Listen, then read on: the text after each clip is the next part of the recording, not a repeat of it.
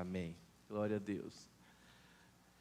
Bom, depois de termos nos reunido domingo de manhã, não é?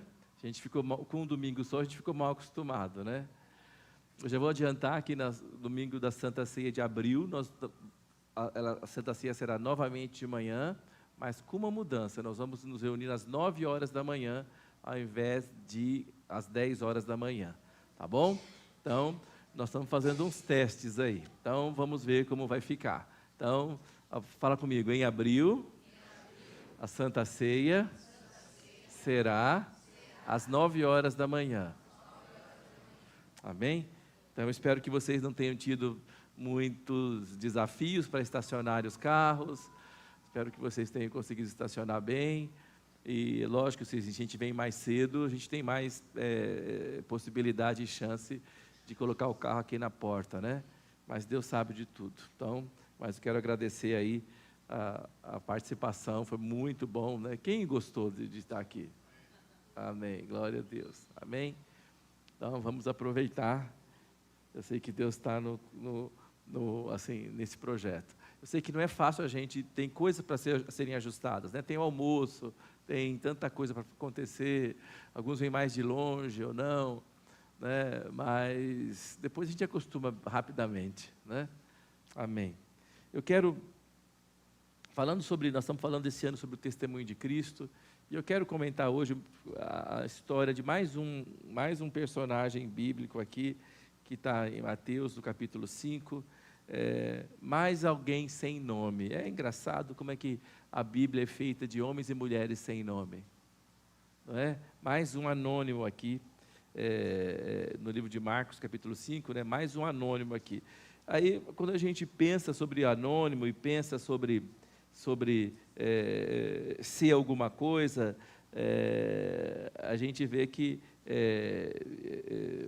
Deus que tem todo o poder, Deus tem toda força, toda graça, Ele faz o que Ele quer, e a Bíblia é sobre Jesus, a vida não é sobre mim, não é sobre você, é sobre Jesus. Então, a gente às vezes quer ser reconhecido, mas fato é que Deus fez muita coisa com gente anônima, então que a gente possa continuar anônimos e que Ele cresça e que a gente diminua, não é?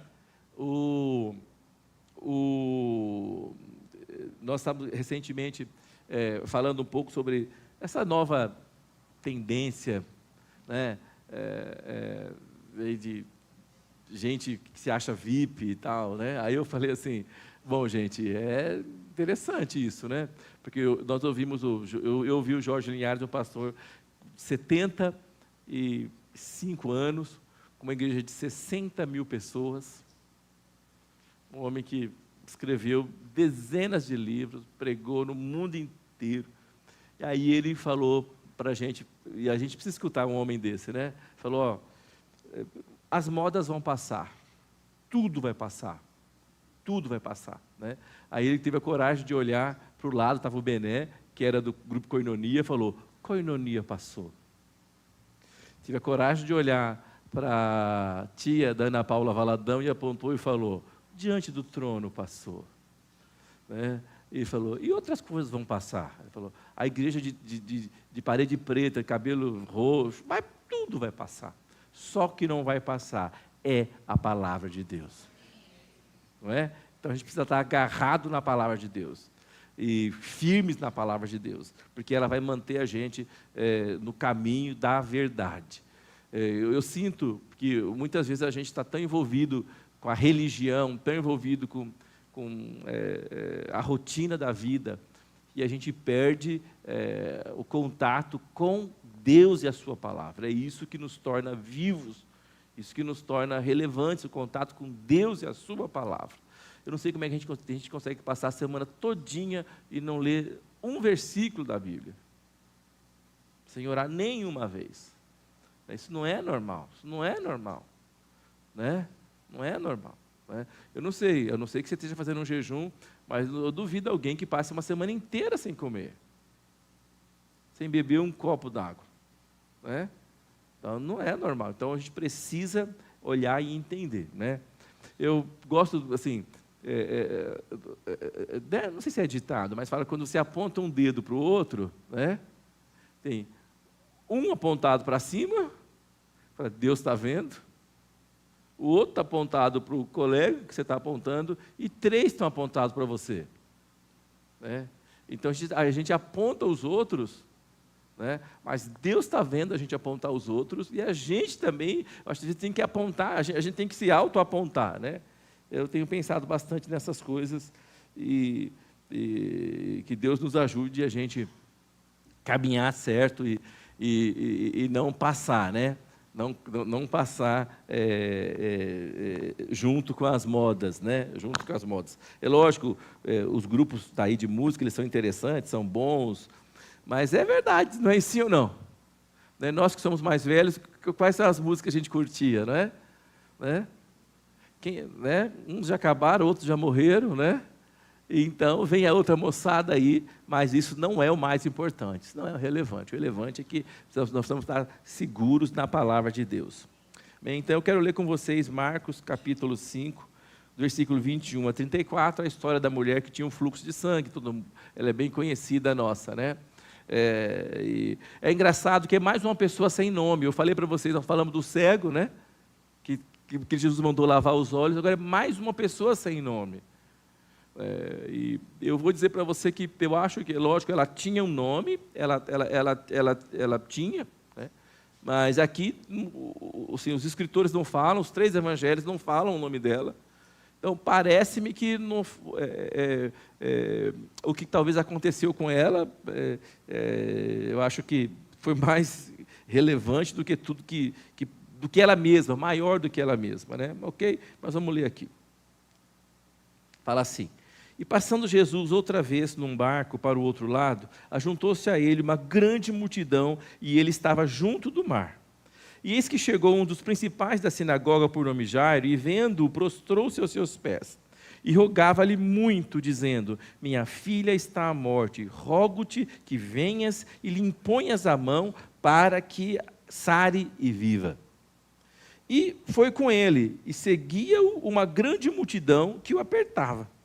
E certa mulher, que havia 12 anos, tinha um fluxo de sangue, e que havia padecido muito com muitos médicos, e despedindo tudo quanto tinha, nada lhe aproveitando, isso antes indo a pior. Ouvindo falar de Jesus, veio por detrás, entre a multidão, e tocou na sua veste, porque dizia: se tão somente tocar nas vestes, sararei. E logo se lhe secou a fonte do seu sangue, e sentiu no seu corpo estar já curada daquele mal. E logo Jesus, conhecendo que poder de si mesmo saíra, voltou-se para a multidão e disse: quem tocou as minhas vestes? E disseram-lhe os seus discípulos: vês que a multidão te aperta, e dizes: quem me tocou? E ele olhava em redor para ver o que isto fizera. Então a mulher, que sabia o que lhe tinha acontecido, temendo e tremendo, aproximou-se, prostrou-se diante dele e disse-lhe toda a verdade. E ele lhe disse: filha, a tua fé te salvou, vai em paz e ser curada deste mal. Eu fico imaginando como que era uma cena dessa, né? Quando eu era adolescente, eu li uma série de livros que falava que uma máquina que voltava no tempo, e das pessoas voltou no tempo, justo na época de Jesus. Eu falo, se eu pudesse voltar no tempo, eu gostaria de voltar na época de Jesus, para ver como eram as coisas e tal, e como é que ele andou, o que ele fazia, que figura, né, assim, tão espetacular que era Jesus, né? Então eu fico imaginando o que seria isso, né? Mas isso é uma ficção, né? Ninguém pode voltar no tempo, né? Deus é que é o Senhor do tempo, Ele que pode ir e vir, fazer como Ele quiser, porque Ele governa sobre tudo. A gente não. Nós aqui estamos limitados ao tempo, né? E contamos o tempo, guardamos o tempo é importante. Então, nós estamos aqui marcados assim, para viver assim, então você não vai voltar no tempo. Mas eu posso imaginar uma coisa: Jesus já tinha fama, Jesus já, tinha feito vários milagres, todos conheciam Jesus, todos sabiam quem ele era, ele já estava incomodando muita gente, e acontece que ele não podia mais viver anonimamente. Ele não podia mais ir para um lugar que todo mundo sabia. E olha só, não tinha rede social, não tinha nenhuma maneira, não tinha telefone, não tinha telégrafo, não tinha nada. E como é que eles sabiam e falavam um para o outro rápido? Quando fala multidão, é multidão. É multidão. Não somos nós aqui 150 pessoas, é multidão. Eu falo, quando eu penso milhares de pessoas. Milhares de pessoas. E aí, eu acho que ele, para andar, lógico, vai apertando, acho que os discípulos deviam ser meio que guarda-costas, assim, né? Meio de lado, né? E o povo apertando ele, apertando. E a multidão é uma coisa interessante, que ela não sabe o que está acontecendo, ela vai com a massa, né? Então, nem estava vendo Jesus, nem nada, mas ia com a massa ali, e a coisa acontecendo. E, nesse momento dessa multidão, chega um dos príncipes da sinagoga. O que era a sinagoga? A sinagoga era o lugar da religião judaica, era o lugar oficial, tinha o templo, mas tinha as sinagogas. Então, eles reuniam para ler a Bíblia, para poder conversar, para poder cantar e tal. Era onde a comunidade judaica, ela vivia em volta da sinagoga. A comunidade, a vizinhança, as famílias, tinha a sinagoga na qual eles estavam inscritos, e ali todo mundo se conhecia. Era a maneira de relacionar. Nós vemos também que, sobre o cego que foi lavar o rosto na piscina, que os pais não quiseram ficar do lado dele porque estavam com medo de ser expulsos da sinagoga. Então, a sinagoga é um lugar de ler a Torá, de os meninos cantarem, falarem, testemunharem, um lugar social. Então, era um lugar muito importante. E esse Jairo era um dos principais da sinagoga. Quando a filha dele está doente, a gente, se você leu, você sabe, eu não estou dando nenhum spoiler, a filha dele vai morrer, né? A filha vai morrer nesse processo, ela estava muito doente, e ele vai, encontra Jesus quando sai do barco, ele se ajoelha diante de Jesus e fala: Jesus, por favor, venha à minha casa, impõe as mãos sobre a minha menina para que ela viva. Você não sabe o que isso significa? Significa que ele acabou de queimar-se completamente diante de toda a sociedade judaica. Queimou o filme, rasgou tudo, detonou tudo, destruiu tudo, e se jogou aos pés de Jesus. Falei: eu creio que o Senhor pode fazer, eu creio, tal. Eu fico imaginando, eu sei que isso não é difícil, porque você que é pai, você que tem filho, às vezes você não tem filho, eu lembro quando eu não tinha casado, então eu não tinha filhos, né? Eu não tinha as minhas meninas, nós só tínhamos a filha da Lúcia, que era a Carol, que era a nossa sobrinha.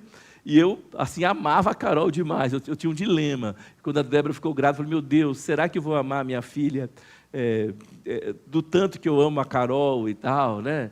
Então, era muito... Então, assim, se você não tem filho, você tem sobrinho, você tem alguém que você ame. Então, você imagina o pai, como ele sacrifica pelo filho. Então, o pai jogou tudo no mato por causa da menina. Perdeu tudo, os anos que ele tinha de estudo, de aprendizagem, de carreira, tudo. Ele jogou tudo quando ele se ajoelha aos pés de Jesus. A primeira coisa que eu quero pensar, eu não vou nem falar sobre isso, mas eu acho que isso está um pouco dentro do que quero falar.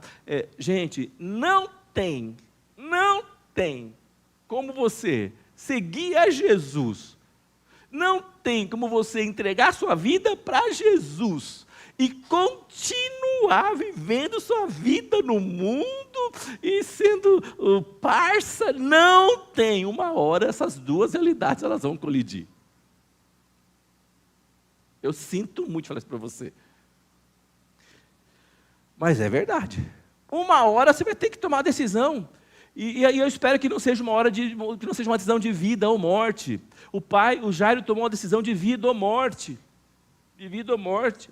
Eu já cheguei em momentos da minha vida, e eu falei isso para a Débora, falei isso para alguns irmãos, falei: eu tenho que tomar a decisão, porque Deus falou comigo. Se eu não tomar uma decisão, eu estou correndo risco.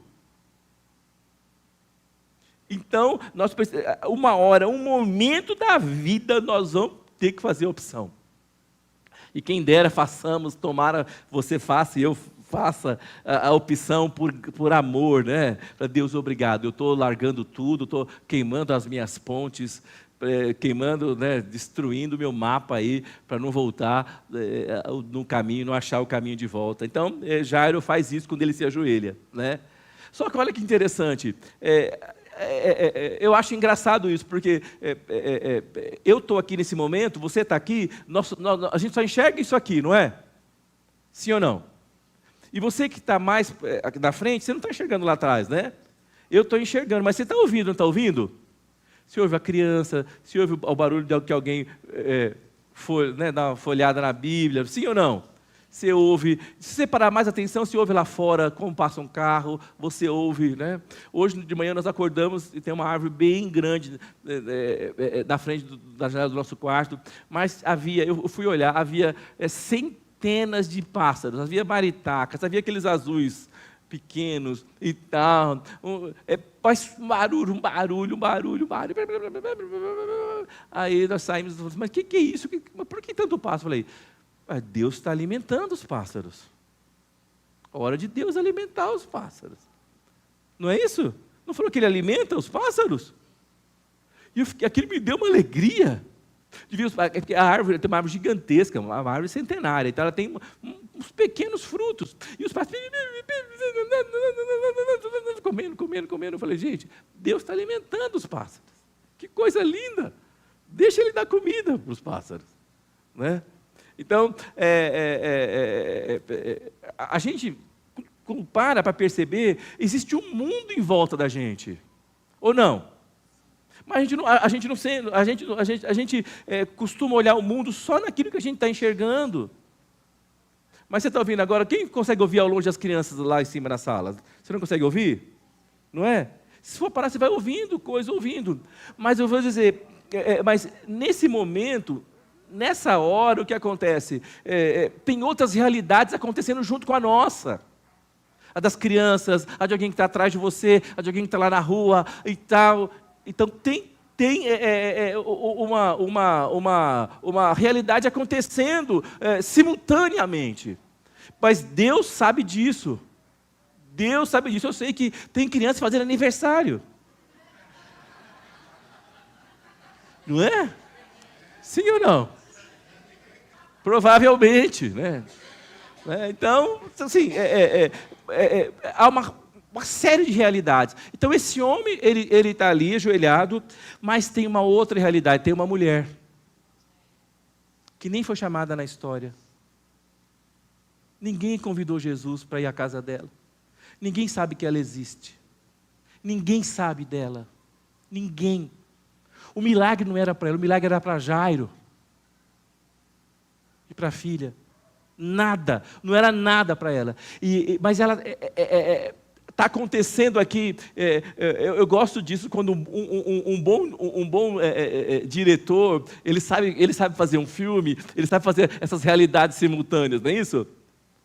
Então, vou dizer para você que Deus não é um bom diretor, Deus é o dono de todas as coisas, Ele governa todas as coisas. Então, quando essa mulher, ela tem a realidade dela, e Jesus está ali com Jairo, ela vem, ela entra no processo, você viu que ela vai receber o milagre, ela recebe o milagre que Deus, eu ouso dizer isso, Deus me perdoe se eu estiver errado, né? Que Deus não tinha nem planejado fazer com ela. Jesus não tinha nem planejado o milagre para ela, nem planejado. Mas ela chega e ela faz contato com Jesus. Outra coisa interessante, que está todo mundo apertando, não sei você, mas quando eu pegava o metrô, eu tinha 17, 18 anos, trabalhava na Paulista, pegava o metrô, era tão apertado, várias vezes eu embarcava e desembarcava automaticamente. Eu estava com a multidão na plataforma, abria a porta, que era para a Zona Leste, abre os dois lados simultaneamente. Né? Aí eu entrava na porta, aquele monte de gente entrava e saía do outro lado assim, ó. Aí subia, dava a volta de novo. Aí quando eu entrava, se eu conseguisse me jogar para o lado, né, para ficar ali perto onde tinha os bancos, eu não desembarcava. Outra vez eu entrei, e a correria tinha 2 velhinhas desse tamanho assim, elas não conseguiam alcançar em nada, e elas falavam para mim assim, filho, ajuda a gente. Eu falei, pode deixar, vocês não vão cair. Aí uma segurou no meu cinto de um lado aqui, a outra no outro cinto. O mentor fazia assim, elas assim. Eu falei, Deus, segura esse cinto, que senão minha calça vai embora. Aquilo era multidão. Então, assim, eu não sabia. A única coisa que eu cuidava era com a carteira, né? Porque eu sabia que ia acontecer. Então, quando Jesus estava nessa multidão, era mais ou menos isso que acontecia. Aí, uma hora ele para e fala, ei, para. Quem foi que encostou em mim? Quem encostou em mim? Aí os discípulos, Senhor, não faz sentido que você pergunta se alguém encostou, está todo mundo te empurrando, te amassando. Quem encostou em você? Ele falou, não, alguém encostou em mim, porque de mim saiu o poder. E o mais interessante, ele olha. Por que ele olha? Porque ele vai reconhecer o poder dele naquela pessoa que encostou nele. Ficou na pessoa algo, ficou uma parte dele, ficou um pedaço, ficou uma unção, ficou uma marca. Quando ele olha, ele fala, quem é? Ele olha. Eu vou dizer uma coisa para você que é impossível você tocar em Jesus e não ficar nada em você. É impossível você encontrar com Jesus de Nazaré e você não ser mudado. É impossível. Agora é lógico, você e eu, a gente pode olhar, Deus, o quanto é que eu mudei? Ou não? E eu vou te contar uma coisa, não é mudar só na roupa. Às vezes é importante mudar na roupa também, né? Não é? Sim ou não? Que às vezes a irmã está andando, você vai pegar lá, você vai lá, achei aqui um lenço, vou usar o nariz. Não, é meu vestido. Tamanho. Ou o irmão também, né? Sim ou não?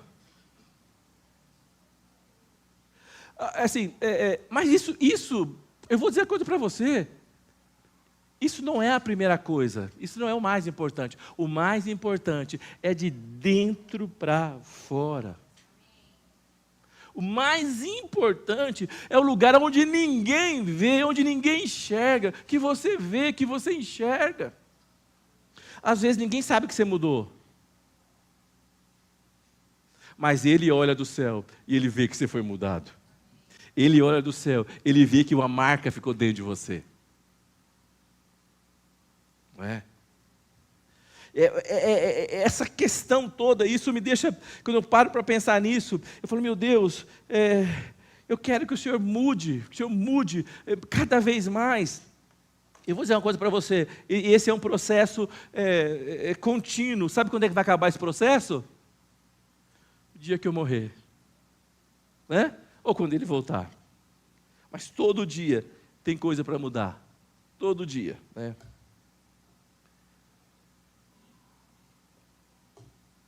Aí, quando ele toca, ela se apresenta, ele fala com ela e despede, ela vai embora curada. Agora a multidão toda que estava lá, ninguém foi tocado, ninguém foi curado, e muita gente apertou ele. Sim ou não? Então, quer dizer o quê? A chave estava nela. Porque ele está completamente aberto para ser tocado. A chave estava nela. Não estava nele. Então, toda aquela multidão, todas aquelas pessoas que estavam lá, somente ela foi tocada. E aí eu quero, coloquei 3 coisas sobre ela aqui. 3 coisas sobre ela. A primeira coisa, assim, antes disso, eu quero só contextualizar. Ela não, assim, tem doenças, são horríveis. Fala comigo, toda doença é horrível. Mas hoje em dia tem doenças que roubam a dignidade da pessoa. Você já ouviu falar? Sim ou não? Roubam a dignidade da pessoa. Que você vê que é o diabo que rouba a dignidade da pessoa. Né? Que ela não depende dela. Né? E essa mulher tinha uma doença, que era o fluxo de sangue, é uma doença que não somente a afetava fisicamente, deixava ela com falta de ferro, né? A ferritina dela devia estar lá no chão, né? 12 anos, né? Devia estar lá no chão, né? Então, afetava, trazia, não só afetava fisicamente, mas trazia um fardo sobre ela de isolamento social, de isolamento religioso. Era uma doença maldita, porque ela estava bem da cabeça, bem conscientemente, entendendo todas as coisas, mas ela foi sendo cortada, excluída da sociedade. Ninguém podia chegar perto dela, ninguém podia abraçar. O filho, se ela tivesse, eu não sei, não podia acordar de manhã, dar um beijo, mãe, bom dia, não podia fazer isso, ninguém podia abraçar o marido, onde ela andasse, onde ela sentasse, ninguém podia chegar perto. Onde ela comesse, o prato que ela comesse, era tudo separado, tudo tinha que ser separado, provavelmente ela estava sozinha. Eu vou ler para vocês uma parte de Levítico que fala sobre isso, como é que era a vida dela.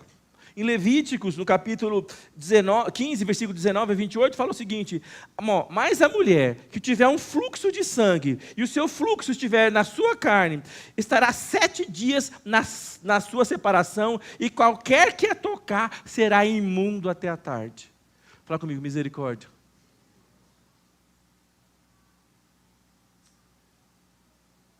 A pior coisa do mundo é você ter nojo de alguém. Sim ou não? De um outro ser humano, não é? Não. Eu acho que a pior coisa, outra coisa tão dolorosa deve ser alguém ter nojo de você. Não é? Mas era isso que acontecia com ela. Ela falou, e tudo aquilo que sobre ela, todo aquele que sobre ela se deitar, será imundo. Versículo 21, e qualquer que tocar na cama dela, lavará suas vestes, se banhará com água, e será imundo até a tarde. Qualquer que tocar em alguma coisa sobre o que ela estiver assentado, lavará suas vestes, se banhará e ficará imundo. E se alguém tocar alguma coisa que estiver sobre a cama, ou sobre aquilo que ela se assentou, será imundo até a tarde. Não era só isso, ela tinha uma coisa, ela tinha assim, não só ela estava cerimonialmente impura e imunda para os outros, mas ela também, tudo aquilo que ela tocasse, recebia um poder, um superpoder. O que ela tocasse, de tornar imundo aquilo que tivesse encostado nela. Digamos, ela encostou nessa mesa, vem alguém que depois de encostasse na mesa, também estava imundo como ela. Então, era uma coisa horrível, horrível, horrível. Então você fica imaginando que tipo de mulher, que coragem ela teve para sair de casa. Eles sabiam que ela estava imunda, eles sabiam disso. Sabiam disso. Eu não sei vocês, mas a gente teve lá no nosso prédio, por causa da pandemia do Covid, a gente tinha que avisar se alguém estava suspeito de Covid, estava indo para o médico, você tinha que avisar a portaria, olha, tem alguém aqui em casa que está suspeito de Covid, então nós estamos indo ao médico, então, ou está positivado, então você pegava o elevador, parava-se o elevador ia até o seu andar, você entrava no elevador, você descia do elevador, depois você avisava, porque alguém vinha, tinha que limpar todo o elevador. Né? E, uma época em casa, né, nós ficamos os 3 com Covid, e aí nós pegamos o elevador e avisamos, nós vamos descer com o elevador, ok. Aí na hora que nós descemos no elevador, todo mundo de Covid, né, e aí uma moça bem simpática, que a gente conhece, e entrando, aí eu falei para ela assim, não entra! Não entra porque nós estamos com suspeitos de Covid. Você lembra disso? Ela fez assim, ai, obrigado. Eu fico imaginando que essa mulher era mais ou menos isso. Onde quer que ela fosse, não senta aí, não passe aí, aquela mulher passou aí. Não pega esse copo, porque essa mulher pegou. Ah, eu já peguei, você está imundo também, dá licença, você também está imundo. Qualquer lugar que ela fosse, ela já não tinha mais nome, ela era chamada de imunda. Ela não tinha nada. Ela tinha dinheiro no começo, fala que ela tinha dinheiro, então ela gastou dinheiro, e eu fico pensando, fala comigo, ela tinha dinheiro, então ela deveria ter alguns amigos. Agora ela perdeu a saúde, né? Perdeu o nome, perdeu o dinheiro, perdeu os amigos. Ué, não foi assim com Jó também? Não foi assim? Sim ou não? Mas ela, a vida dela ficou assim. Então eu fico pensando, essa doença trazia também um estigma, uma marca que a caracterizava como, eu coloquei aqui, como um pária social. O que é um pária social? É alguém excluído da sociedade, que indesejado, que ninguém suporta, que ninguém quer ver. Esta era a vida dessa mulher, né? E a primeira coisa que eu quero dizer, ela fala, que é o meu primeiro ponto essa noite, ela fala assim, que eu coloquei, ela não esperou inerte pelo seu destino fatídico que era a morte. Ela não ficou, não tem jeito, eu sou imunda, ninguém gosta de mim, eu não tenho ninguém, 12 anos sofrendo com isso, eu já não tenho mais dinheiro, saúde eu não tenho dinheiro, não tenho família, não tenho nada, me resta agora é só esperar a morte. Ela não esperou a morte chegar, mas ela foi atrás do milagre para a vida dela, amém? Ela ouviu que Jesus passaria por ali, e ela não ficou em casa lamentando, ela levantou e foi ao encontro dele. Ela creu que ele era mais poderoso, ou melhor, poderoso o suficiente para curar, para tirar dela aquela enfermidade e tudo aquilo. Outra coisa que eu fico pensando, ela falou assim, a primeira coisa, ele é capaz de fazer, e se ele me descobrir, ele não vai me rejeitar. Ela tinha essa coragem para chegar perto dele. Agora eu fico pensando para você, fala comigo, ela tinha o poder de tornar imundo todo aquele que ela tocasse, qualquer coisa que ela tocasse. Eu vou contar para você, na hora que ela chegou e tocou na multidão, empurrou o primeiro, ficou todo mundo imundo. Sim ou não? Discípulo, todo mundo ficou imundo. Mas na hora que ela toca em Jesus, ele não fica imundo, mas a graça dele passa para ela e a limpa instantaneamente. Fala comigo, ele é poderoso. Fala, não há imundície capaz de detê-lo. É interessante isso, não é? Que coisa impressionante. Eu fico imaginando isso, meu Deus, que poder sobrenatural. E o poder saiu dele. A primeira coisa que eu penso, ela ouviu falar de Jesus. Alguém falou para ela de Jesus. Alguém falou para ela de Jesus. E eu fico pensando, meu Deus, como é que ela adquiriu fé para ir até lá? E Romanos 10, 17 fala que a fé vem pelo ouvir e ouvir pela palavra de Deus. Então nós precisamos ter fé, precisamos ouvir a palavra, nós precisamos falar da palavra, nós precisamos declarar a palavra. Eu vou falar para você, às vezes a gente quer converter as pessoas, não é seu papel. Fala para o seu irmão, não é seu papel converter ninguém. Ou por acaso o seu nome é Espírito Santo? Não é seu papel, mas é seu papel falar da palavra de Deus, porque anjo não vai falar, o Espírito Santo não vai falar, Jesus não vai falar, Deus não vai falar, mas você tem que falar. Você tem que falar. Recentemente um amigo nosso, bem querido, está completamente longe de Deus, há anos-luz longe de Deus. Teve um problema, teve um infarto, caiu lá no ateliê dele, né? E teve um infarto. E ele já usava como é que usava? Ele usava um marca-passo, né? E depois, aí não sabe. Usava um marca-passo que custou $150 mil. O marca-passo não aguentou. Teve um infarto. E ele, ficamos sabendo, todo mundo assustado e tal. E a primeira coisa que nós fizemos, nós oramos por ele, não foi? Oramos por ele. Mandei um salmo, botei o salmo, nós estamos orando por você. Hoje ele mandou uma mensagem, foi operado, colocou uma outra coisa no coração, falou assim, olha, eu quero agradecer o carinho de vocês, a energia. Não é meu papel converter ninguém, mas é meu papel falar que há um Deus que pode fazer qualquer coisa, que há um Deus que cura, que há um Deus que muda a vida das pessoas. Recentemente, eu recebi agora, esses dias atrás, alguém entrou e mandou uma mensagem, uma pessoa que trabalhou comigo há muitos anos. Está morando em Portugal. Por favor, ore por mim, eu sei que você tem fé, eu estou com um problema muito sério de saúde. Peguei o versículo, pá! Estou orando. Nós precisamos falar. Alguém falou para ela. Eu fico pensando, meu Deus do céu, alguém falou. Então, ela ouviu essa palavra, ela foi atrás de Jesus.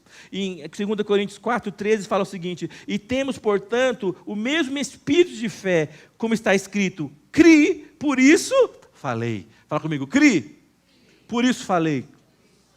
Se você creu, se você é crente, você tem que falar. Tem que falar. Ela tinha fé, porque alguém falou.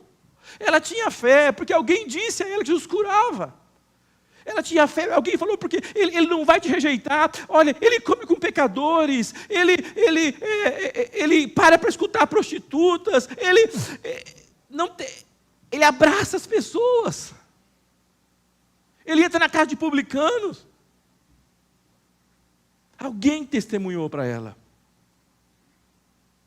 Eu fico imaginando, já falamos sobre isso, sobre o jovem, o filho pródigo, que gastou tudo do pai, pisou, detonou o pai, e humilhou o pai, envergonhou o pai, vai embora com a fortuna da família, a parte, pediu a herança do pai quando o pai estava vivo. Fala comigo, misericórdia. Se fosse comigo, fala, vai trabalhar, vai fazer a sua herança, essa é minha. Não é? Mas o pai deixou ele embora com tudo. E aí, quando ele deu tudo errado para ele, quando ele está no fundo do poço, e já não tinha mais nada, acabou os amigos, acabou a farra, acabou tudo, gente. Né? Acabou a balada, acabou tudo, né? Tudo, não sobrou mais nada para ele, não podia pagar mais nada para ninguém, né? A mulherada picou a mula, né? Sim ou não? Eu acho que o pai dele podia falar para ele, filho, a mulherada não gosta de você, gosta do seu dinheiro. Esses caras não gostam de você, gostam do que você pode promover para ele. Acorda, filho. Eles passam a mão na sua cabeça, mas é porque... Né? Mas ele percebeu, ele termina a vida, termina essa fase dele, termina falando com porcos. Porcos, né? E tentando comer a comida do porco ainda. Como é que chama a comida do porco? Lavagem. Eu vou te dizer, quanto mais longe do Pai, quanto mais longe de Jesus, nós vamos terminar comendo lavagem. Eu sinto muito. Eu sinto muito. Que Deus nos ajude. Amém?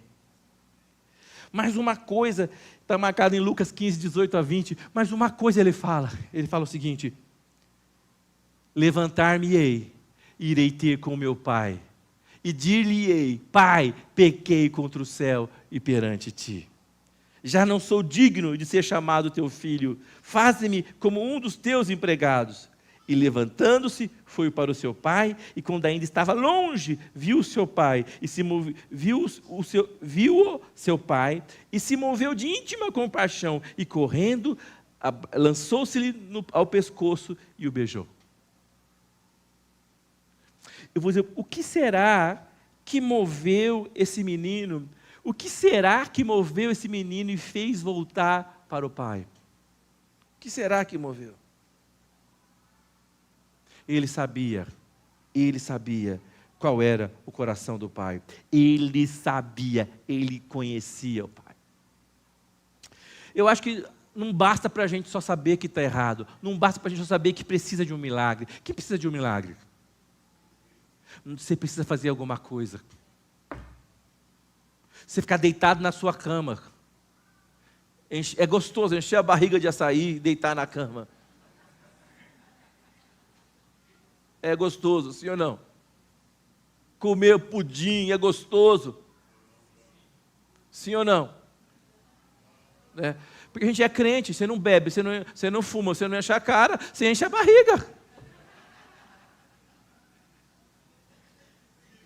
Não é? Sim ou não? Então, não adianta. Nós precisamos tomar uma atitude. Senhor, ela estava doente, ela falou assim, mas eu vou. Ela fala, levantou-se e foi. O menino estava longe do pai, mas o que ele fala? Ele levantou-se e foi. Ela não tinha milagre para ela, não tinha nada para ela naquele dia, naquela manhã, ou naquela tarde, eu não sei, não tinha nada para ela, mas na hora que ela levantou-se e foi, ela recebeu o milagre da parte de Deus. Eu quero dizer a você, se você às vezes está em casa, você quer ser um milagre, mas eu vou dizer uma coisa para você, você tem que se levantar e vir para a presença de Deus, e vir para a casa de Deus. Não tem crente em casa, tem crente junto com outro crente. Isso é a igreja de Deus. Isso é a igreja de Deus. Nós precisamos entender isso. Eu coloquei aqui uma frasezinha, sempre gosto de escrever essas frasezinhas, falou assim, a fé que não nos coloca em movimento, que não nos levanta e não nos leva para a ação, é uma fé fraca e débil.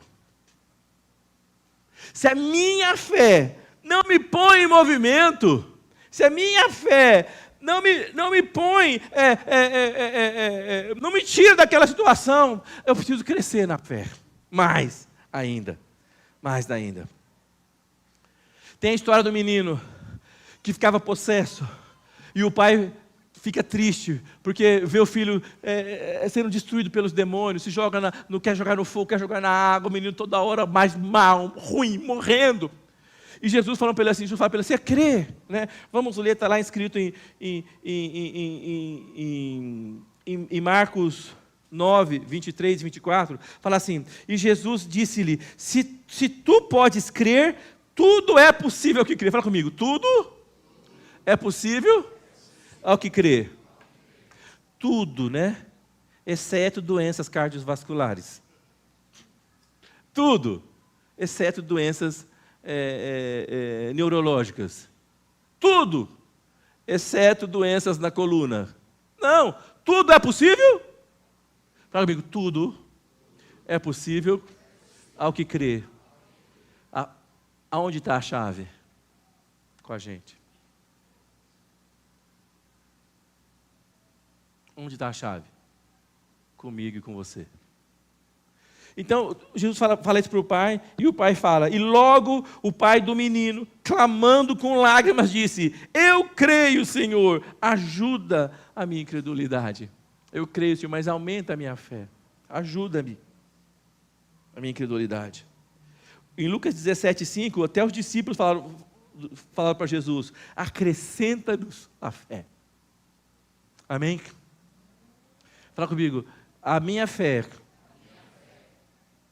ela é uma fé verdadeira e forte, quando ela me põe em ação, quando ela me põe em movimento.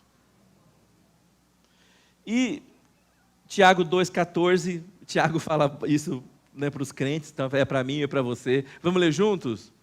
Tiago 2,14. Né? Vamos ler juntos?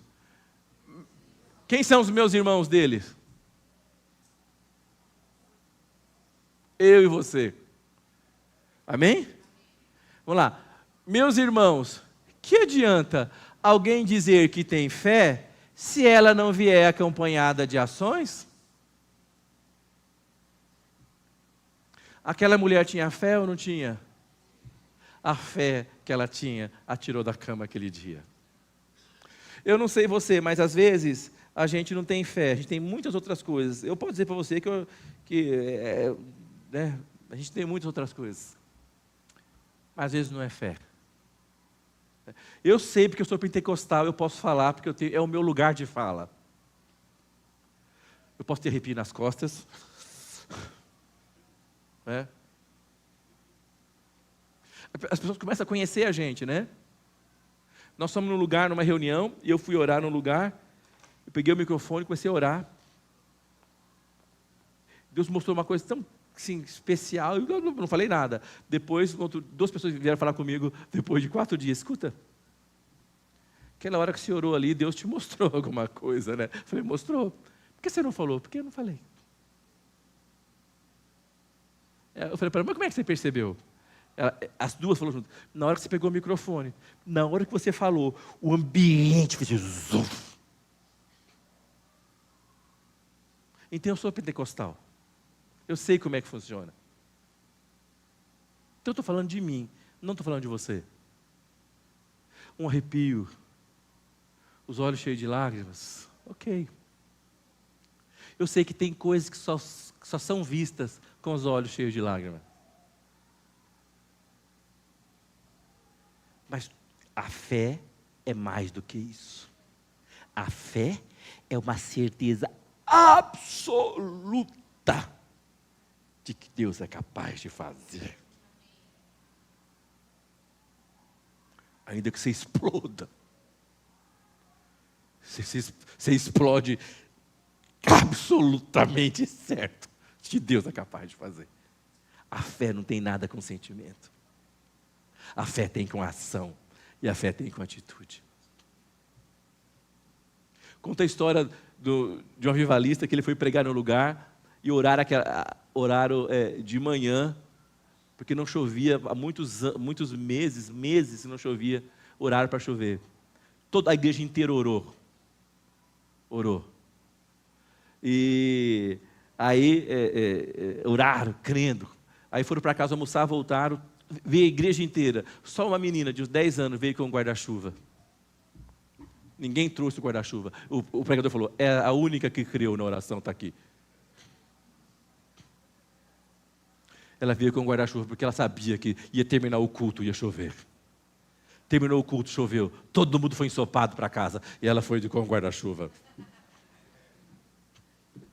A fé, como fala em Hebreus, é uma posse antecipada daquilo que você espera e que ninguém pode ver. Mas quando essa mulher chega, então a primeira coisa que eu falei, o primeiro ponto, ela não esperou inerte, passiva. Ela correu atrás do milagre dela. Ela fala assim, mas eu não sei se Deus quer. Ela sabia que Deus queria? Jesus queria curá-la quando ela acordou aquele dia? Não. Jesus estava indo na casa de Jairo. Sim ou não? Ela correu atrás do milagre. Fala para o seu irmão, qual é o seu milagre? O que você precisa? Outra coisa que eu acho, ela não idealizou algo grandioso, algo apoteótico. Por exemplo, ela só falou assim, no versículo 28, ela fala assim, porque ela dizia, se tão somente tocar nas suas vestes, sararei. Né? Para quem ela dizia será, gente? Para si mesma. Sim ou não? Ela determinou, falou, não, eu só, na hora que eu tocar, vai acontecer. Então ela ficava pensando assim, acho que ela dormia assim, ó, pensando assim, ó, imaginando ela assim, tocando assim, ó.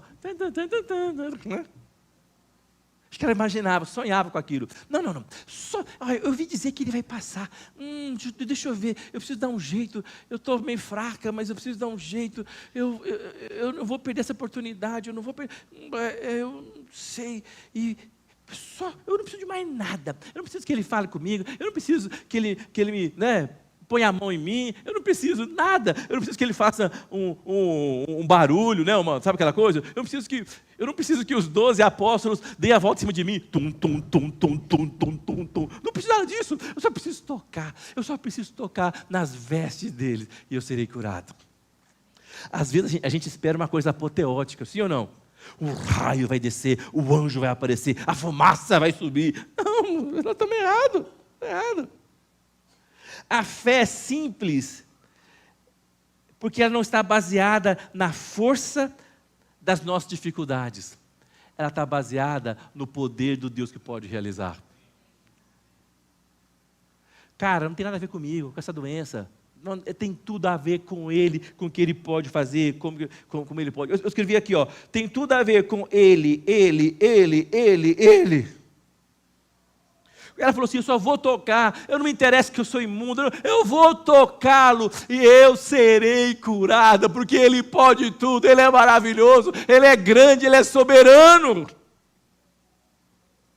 Hebreus 1 fala o seguinte, Hebreus 1, 2 a 4 fala, porque Deus o constituiu herdeiro de tudo, Ele fez o mundo, Ele é o resplendor da sua glória, Ele é a expressa imagem do seu ser. Fala comigo, esse aí é o meu Deus. Amém? Amém? Nós estamos aprendendo a orar, né, pastor Davi, de quarta-feira. Olha que oração maravilhosa, volta do começo lá.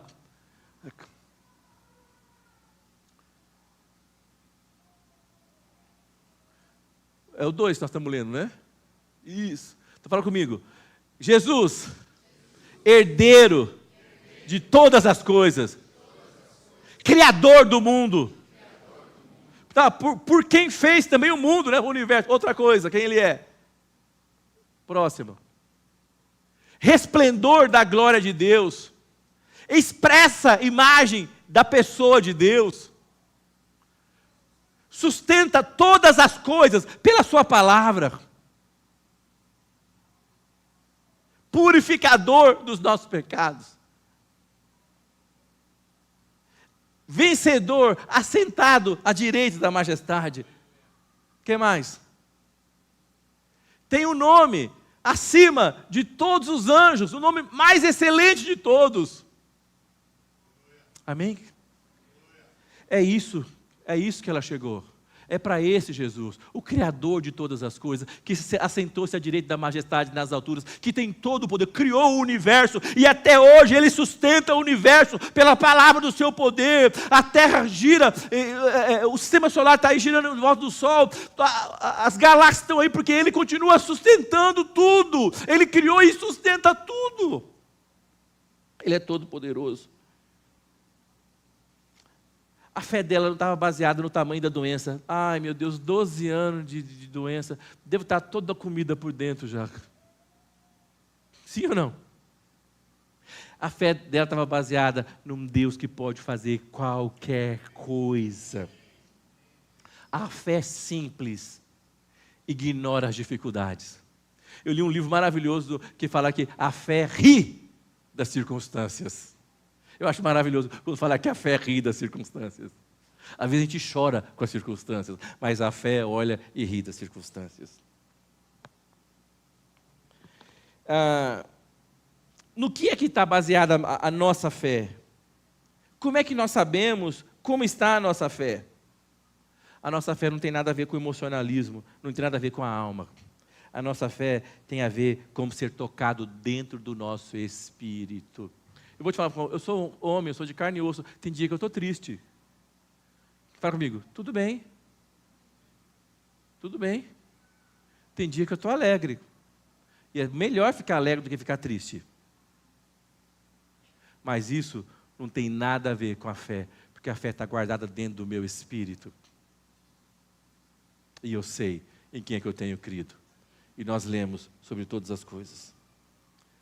Em 2 Coríntios 13, 5 fala o seguinte: examinai-vos a vós mesmos se permaneceis na fé, provai-vos a vós mesmos. Não fala que você, não fala assim, examine se o seu marido está na fé, examine se o seu irmão está na fé, faz um teste com ele, faz um teste. Não, a Bíblia fala, 2 Coríntios está dizendo aqui, examinai-vos a vós mesmos se você está na fé. Você permanece na fé. Provai a você mesmo. Então nós precisamos entender que a fé não precisa ser apoteótica. Ela tem que ser genuína e tem que ser simples. Amém? E por final, eu quero dizer, no final das contas, não tem, fala comigo, não tem como encontrar com Jesus e não ter sua vida transformada. Não aceite nada menos do que isso. Amém? Porque às vezes a gente aceita, não é? Ah, está melhor, deu uma garibada, deu uma meia boca, colocou umas massinhas, lixou e pintou, está joinha.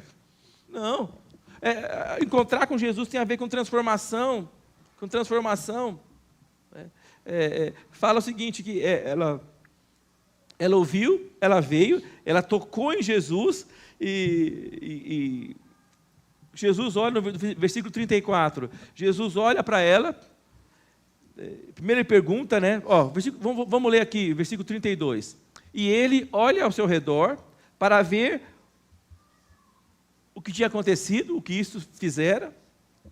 E ela, então a mulher, que sabia o que lhe tinha acontecido, fala comigo, temendo e tremendo. Os crentes hoje nem temem nem tremem. Não, eu já falei isso. Deus, é o meu parça, o cara lá de cima. Como diria a irmã Yolanda, dobra a sua língua, né? Dobra a sua língua. Minha mãe, quando eu já era pequeno, batia a mão na nossa boca. Não pode falar o nome de Deus, não é assim que fala, não. Eu achei tão bonito. A pastora foi pregar ontem para mulheres lá em Tatuí, e tem os primozinhos que estão nascendo, e tem 3 anos, 4 anos, né? E eles, hoje em dia, as pessoas não têm temor de Deus, não tem nada.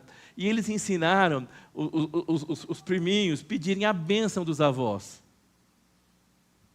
Então, quando eles chegam, eles vão embora, os 3, são 4, né? Porque são 13, chega com a mãozinha assim, faz assim para o vô e para a avó, ó. Que é para o vô e a avó colocar a mão sobre eles e abençoar eles. Não é? A gente precisa voltar para as bases. Amém? A gente precisa voltar. O pai tem que reunir com a mulher e reunir com os filhos e ler a Bíblia. Precisa ter o culto doméstico. Recentemente a Analisa falou, pai, a gente não tem mais culto doméstico. Né? Quando você é grande, a vida vai fazendo os seus caminhos, mas quando você é criança, tem que haver culto doméstico, tem que ensinar as crianças. Tem que ensinar as crianças. Mas ninguém fala, ninguém sabe nem o que é isso, né? Sim ou não? Ninguém sabe mais. Mas fala comigo, tudo vai passar, menos a palavra de Deus. Então, quando Jesus a chama e fala, versículo 33, a mulher que sabia o que tinha acontecido, temendo e tremendo, aproximou-se, prostrou-se diante dele e disse-lhe toda a verdade. Fala comigo, para Deus, precisa falar toda a verdade. Não dá para começar com meia verdade. Precisa falar a verdade. Porque aí, a partir disso, ele vai ministrar em você, ele vai curar você. Ele não vai te obrigar a arrancar, ele não vai arrancar as coisas de você, mas você precisa falar com ele. Amém? Então ela chega com medo, receosa, mais de uma década de tristeza, e num único momento, Jesus troca tudo isso por cura e restituição. A primeira coisa que quando ele a chama, como é que ele chama? No versículo 34, e ele lhe disse... O que diz no versículo 34? E ele lhe disse...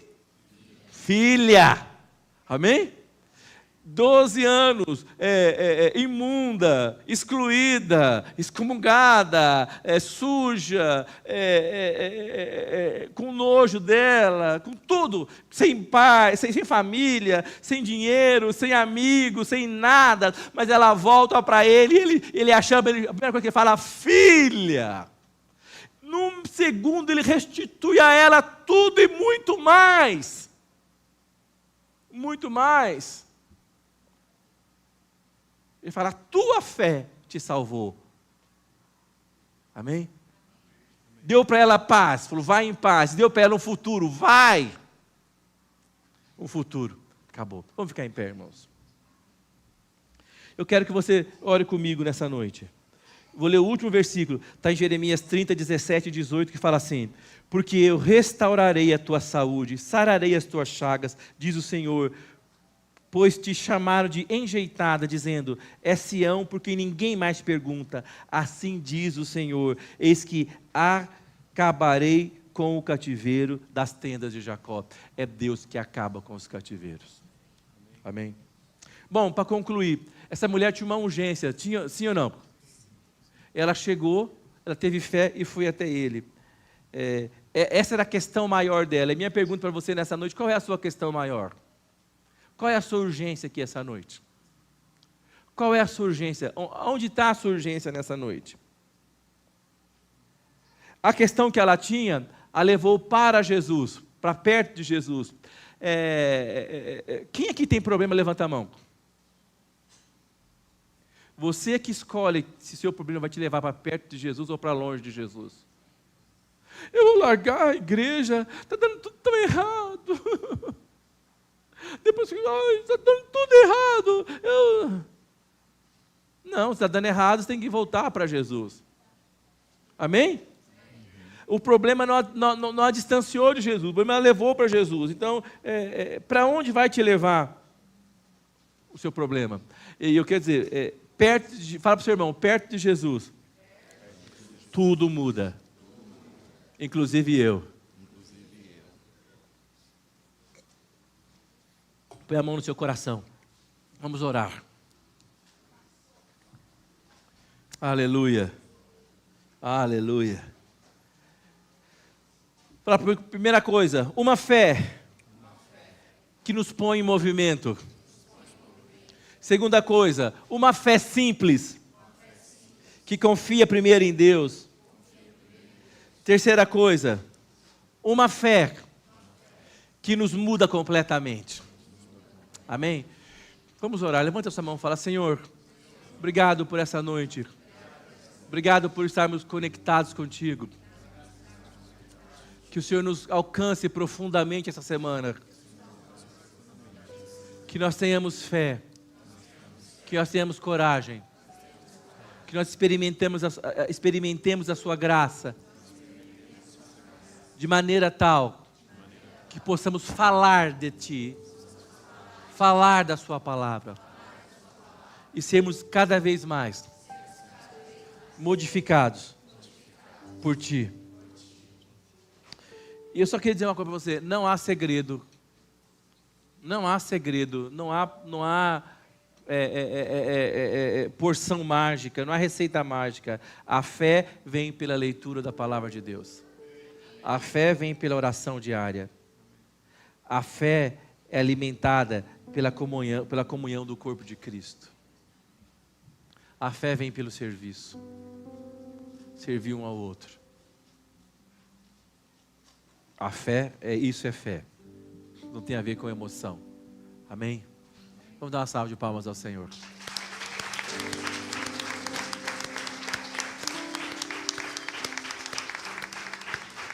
Fala comigo, Senhor, abençoa-me muito. Alargue as fronteiras do meu território. Estenda sobre mim a sua mão. Livra-me do mal. Que o Senhor me abençoe e me guarde. Levante sobre mim o seu rosto. Faça resplandecer sobre mim a luz da sua face. Que o Senhor me dê a sua paz.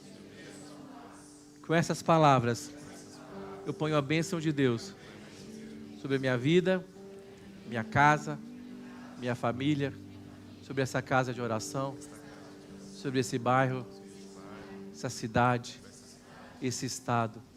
E acima de tudo, nós somos a bênção de Deus sobre essa grande nação que é o Brasil. Fala para o seu irmão, tenha uma fé em movimento, que a sua fé te ponha em ação. Amém? Deus te abençoe. Até quarta-feira. Glória a Deus. Olá, fique atento aos avisos da nossa comunidade.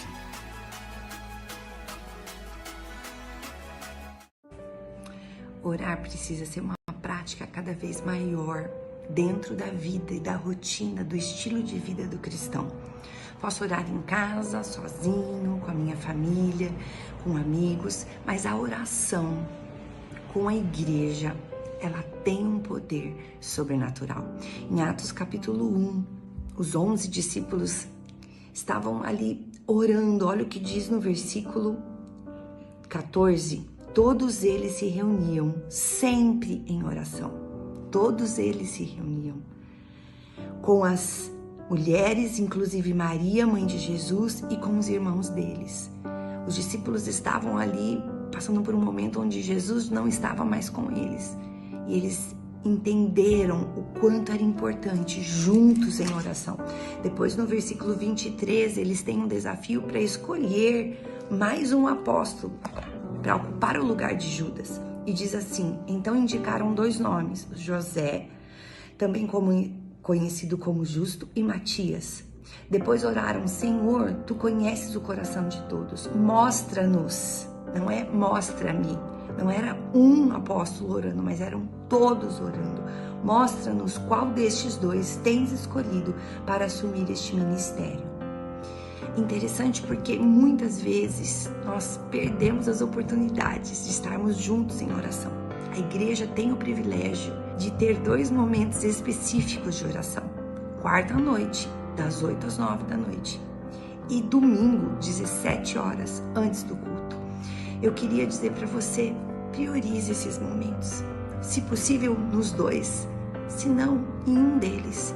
Entenda o quanto a oração em comunhão com os irmãos tem poder, valor, muda a história. Se queremos subir de nível neste ano, precisamos fazer coisas que não fazíamos antes. Talvez você precise colocar na sua agenda a quarta noite ou domingo antes do culto. Mas exige esforço, mudar minha rotina. Se queremos subir de nível, precisamos entender que Deus está nos chamando para a oração como igreja, juntos. Logo teremos uma vigília também. Prepare-se para isso, organize-se para isso, separe esse tempo. Lembre-se, os apóstolos viveram com Jesus, experimentaram a vida com Jesus. E quando ele não estava mais com eles, o que eles fizeram? Entenderam que a oração juntos era poderosa.